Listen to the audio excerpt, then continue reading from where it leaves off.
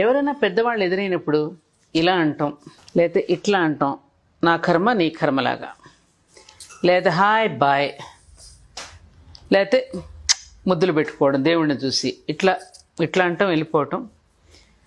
అంటే ఎంత బద్ధకస్తులం అయిపోతున్నాం మనం. నిండుగా చేతులెత్తి నమస్కరించడానికి కూడా బద్ధకిస్తున్నాం మనం. ఊరికే పెట్టారా ఇది నమస్కారం? ఎంత ఆలోచన ఉంది దానిలో. ఇది పాంచభౌతికమైనటువంటి బ్రహ్మాండానికి ప్రతీక. ఇది పాంచభౌతికమైనటువంటి మన దేహానికి ప్రతీక. ఈ పాంచభౌతికమైన బ్రహ్మాండానికి, ఈ పిండాండానికి అనుసంధానం చేస్తూ నమస్కారం చేస్తాం.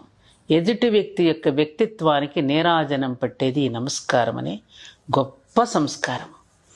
ఈ చేతి 5 వేళ్ళు, ఈ చేతి 5 వేళ్ళకి తాకగానే, స్విచ్ వేయగానే బల్బ్ ఏ విధంగా అయితే వెలుగుతుందో, వెలుగుని నింపుతుందో, మన శరీరంలో ఉండే నాడీ మండలాన్ని చైతన్యవంతం చేసి మనల్ని ఏకాగ్రత వైపుకు నడిపించి మనలో ఒక గొప్ప సంస్కారాన్ని నింపుతుంది. కాబట్టే అమెరికన్ ఎక్స్ ప్రెసిడెంట్ ఒబామా గారు కూడా భారతీయులకు ఒక నమస్కారమే వాళ్ళలో ఉన్న గొప్ప సంస్కారం అని ఆయన కూడా అందరికీ నమస్కారం చేయటం నేర్చుకున్నాడు. అంటే మనదైనటువంటి సంస్కృతిని, మనదైనటువంటి ఒక గొప్ప సంప్రదాయాన్ని మనం వదులుకుంటున్నాము. అంటే ఇంతకంటే హేయమైనటువంటి విషయం మరొకటి ఉంటుందా అండి?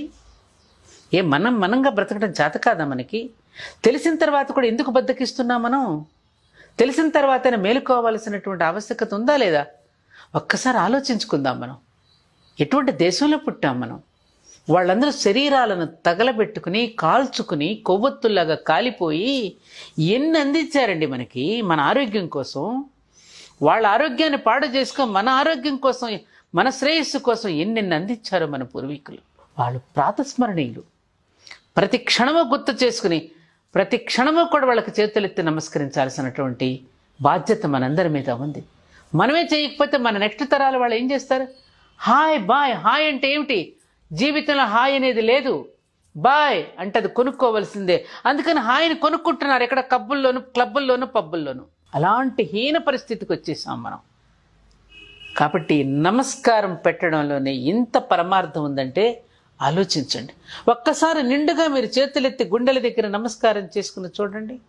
ఈ నుదుటి దగ్గర నమస్కారం చేయండి. చేతులెత్తి నమస్కారం చేసి చూడండి.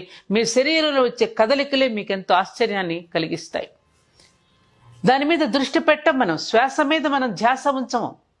ఒక్కసారి మనం చేసే ప్రతి క్రియ మీద గనక మన మనసు పెట్టి మనం ధ్యాస పెడితే, మన లోపల జరిగేటటువంటి ఆ మార్పులు ఏవైనా ఉన్నాయో, ఏ రకమైన చైతన్యానికి మనం తీసుకువెళ్తుందో తెలుసుకుంటే నిజంగా మన పూర్వీకులు హ్యాట్స్ ఆఫ్ అంటాం. భారతీయులను చూసి హ్యాట్స్ ఆఫ్ అవర్ ఇండియన్స్ అని చెప్పి వాళ్ళంటూ ఉంటే మరి మనమేమిటండి ఇలా అయిపోతున్నాం? మనం చేసే ప్రతి పని మీద, సంప్రదాయం మీద వాళ్ళు నిజంగా భారతీయులకు చేతులెత్తి నమస్కరించాలి. మేము కనిపెట్టినవన్నీ కూడా భారతీయుల నుంచే మేము నేర్చుకున్నాం, హైందవం నుంచి మేము నేర్చుకున్నాం, హిందూ ధర్మం నుంచి ఇవన్నీ కూడా మేము తెలుసుకున్నాం, వాళ్ళ వేదాల నుండే మేము అందిపుచ్చుకున్నామని వాళ్ళు చెబుతూ ఉంటే, వాళ్ళక్కడ మన పాఠాలు నేర్చుకుంటూ ఉంటే, మనదైన సంస్కృతిని మనం విడిచిపెట్టడం ఎంతవరకు సబబుగా ఉంటుందో ఒక్కసారి మనందరం కూడా ఆత్మపరిశీలన చేసుకోవాలి. నమస్కారం అంతాం. ఎవరు కనపడినా పెద్దవాళ్ళని చూసి నమస్కారం అందాం. ఎందుకంటే చేతులు కలపడం మన సంస్కృతి కాదు. ఈ చేతుల నుండి మరొక చేతికి వ్యాధులు సంక్రమించేటటువంటి గుణం ఉందని తెలిసినటువంటి పూర్వీకులు షేక్ హ్యాండ్ ఇవ్వటం అనేది మన సంప్రదాయం కాకుండా ఎవరి చేతులు వాళ్లే కలుపుకుని నమస్కారం చేయటంలో కూడా ఒక ఆరోగ్యాన్ని కూడా పెట్టారు మన పూర్వీకులు. ఓ భారతీయుడా, ఇకనైనా నమస్కారం పెట్టడం అలవాటు చేసుకుందాం. మనం మనంగా ఉందాం.